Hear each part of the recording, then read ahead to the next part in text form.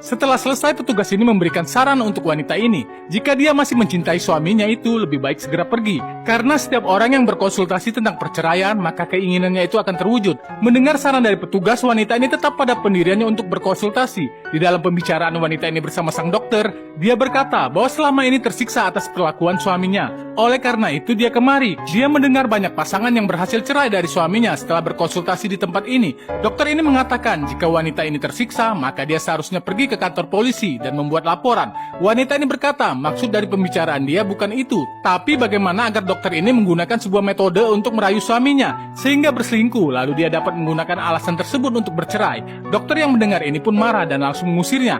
Kemudian pada saat dia akan pergi, wanita ini menarik si dokter sehingga dokter mengusirnya kembali. Wanita cantik ini akan terjun dari atas rumah jika dokter ini tidak mau berselingkuh dengan suaminya. Lalu si dokter menyuruhnya untuk turun dan menceritakan apa yang terjadi. Dalam pembicaraan mereka, wanita ini mengatakan bahwa dia telah mencoba semua cara tapi tidak berhasil. Suaminya itu sangat baik dan tidak pernah berselingkuh. Sambil duduk, dokter ini berkata bahwa tidak ada pria yang baik. Wanita ini mendekati dokter lalu bilang suaminya sangat berbeda, tidak seperti yang dia pikirkan. Dia juga berharap agar dokter ini dapat berselingkuh dengannya. Dokter ini mengatakan bahwa dia tidak mau. Namun tiba-tiba wanita ini berlari lalu mengancamnya kembali untuk loncat dari atas rumah. Mendapati ancaman itu, dokter ini seketika setuju. Lalu kemudian bertanya, apa pekerjaan suaminya itu sekarang? Wanita ini menjelaskan bahwa suaminya tidak bekerja. Dia di rumah memasak, berkebun, dan membaca buku. Dokter ini memberikan saran agar suaminya dicarikan pekerjaan supaya dia dapat mendekati suaminya itu.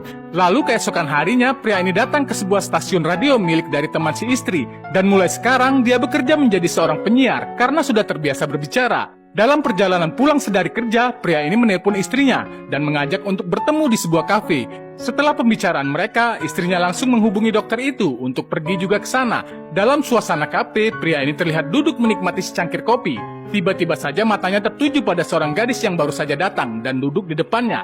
Dia terus saja memandangi pesona kecantikan dari gadis ini. Namun tanpa dia sadari, istrinya sedang memperhatikan mereka. Dia pun melambaikan tangan dan seketika suaminya sadar lalu berdiri memeluk istrinya ini. Suaminya berkata bahwa dia sekarang sudah bekerja. Dokter ini hanya memandangi mereka sambil tersenyum. Keesokan harinya saat pria ini sedang melakukan siaran live di radio, dokter ini mendengarkan siaran itu. Sesaat selesai siaran dan pergi ke pasar pun dokter ini mengikutinya. Lalu di saat malam hari dengan meminta bantuan asistennya, dokter ini mengirimkan gambar dirinya yang kemudian dibuka oleh pria ini. Setelah itu asistennya menghubungi dia dan mencoba untuk merayu dia. Tetapi hal itu malah membuat mereka terjebak oleh ocehan pria ini yang tidak ada henti-hentinya, sampai mereka pun beranggapan pria ini tidak normal atau menyukai sesama jenis. Karena pria ini terus mengoceh, dua gadis ini pun akhirnya tertidur. Penasaran dengan cerita ini selengkapnya? Saksikan next part.